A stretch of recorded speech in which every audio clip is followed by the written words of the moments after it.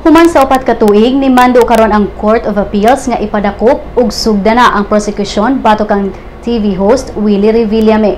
Kini may kalabutan sa kasong child abuse nga gipasaka sa DSWD batok kang Revillame human nga gipasayaw ang usa ka 10 anyos nga batang lalaki sama sa usa ka male stripper ni adtong Marso 2011. Gikumpirma sa Court of Appeals ang desisyon ni Quezon City Judge Maria Luisa Quijano Padilla sa pagpadakop kang Revillame.